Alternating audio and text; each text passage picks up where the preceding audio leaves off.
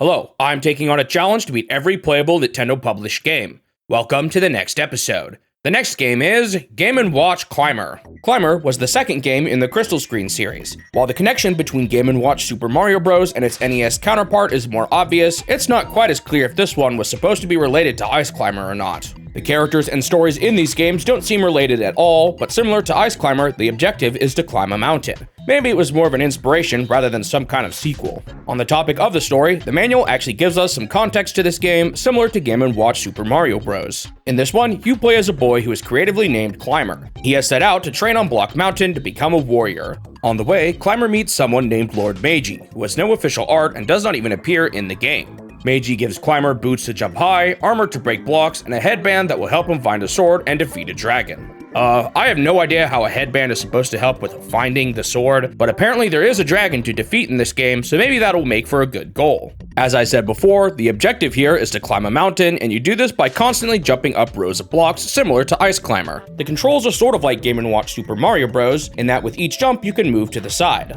However, something different about it though is that you actually have a few different points where you can move to the sides, giving you a bit more freedom to time your jumps. While climbing, you'll often need to break the blocks above you to continue, once again similar to Ice Climber. Each block takes exactly 2 hits to break. The screen does wrap around though, so you can use that to navigate the mountain too. While climbing, you'll occasionally see a Blockman, and these guys are apparently native to Block Mountain. They'll walk along until they see a hole and jump into it and fill it up. Wait, is the implication here that each of these blocks are actually Blockmen? Let's not think too hard about how many of these blocks I'm destroying then. And I mean, come on, the official art makes them look pretty evil too.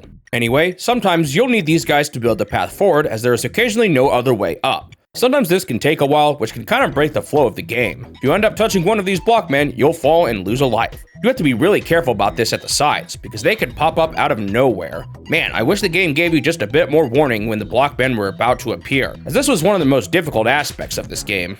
There's also these bat enemies called Irons, and apparently they are the brutal pets of the Blockmen. These guys basically just fly around and they too must be avoided as you climb up. This game actually has phases, and during a level, you can see how many more rows you need to climb up to reach the end of the phase. I believe each level is randomly generated, so there's no single route you can count on as you climb up. Whenever you fall and lose a life, you'll also lose some distance too. On my first attempt, I was still getting used to how the jumping works, and I jumped off a cliff and fell down. Whoops. I lost my second life in phase 1 when I walked in front of a random Blockman and fell again. It's kind of humiliating having to watch your character tumble down with each life you lose. Thankfully, on my next life, I managed to reach the top, and here you have a chance to earn some extra points. There's a bird flying by who's apparently named Hentori, and the manual says that this bird is a follower of Lord Meiji. Basically, you just have to time your jump and land in the bird's talons. The ground beneath you disappears with each jump though, so you've only got 2 tries. The way the bird moves can feel a bit random, so sometimes it felt like I failed this just because I got unlucky. I got him here though, and moved on to the next phase. I beat phase 2 as well, but in phase 3, I got surprised by another sudden Blockman and I tumbled to my doom. Darn, that was my last life. Well, I hadn't seen that dragon yet, so I decided to give it another go. I beat phase 1 this time without losing any lives, although I once again got stuck in front of a Blockman in phase 2.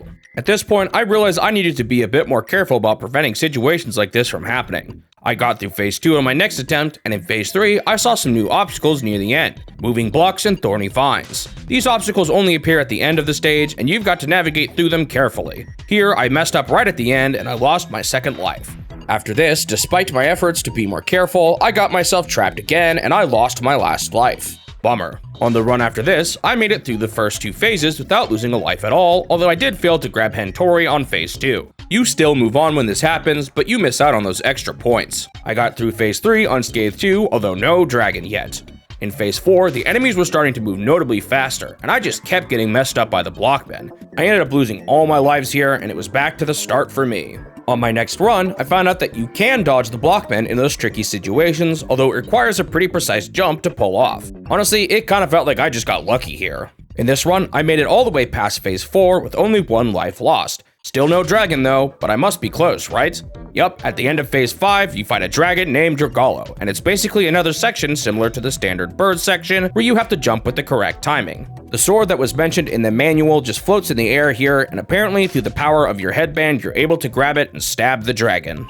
At first, I didn't even really know what was going on here, and I immediately just jumped up and stabbed him. I got lucky and it was over already. Dragalo was defeated in an instant. Of course, this is a Game & Watch game, so it's not like the game actually ends here. You keep looping indefinitely, and every 5 phases, you fight the dragon again. However, now that I had done this once, I had seen every type of obstacle in the game. I was a bit curious if my lives refreshed at 300 like the other Game & Watches, but unfortunately I lost my last life at 271 points. Come on, I was so close. At first, I actually just ended here since I felt like beating the dragon made for a good goal, but I pretty quickly found out that the lives did indeed refresh at 300 points, so I decided I might as well do that too.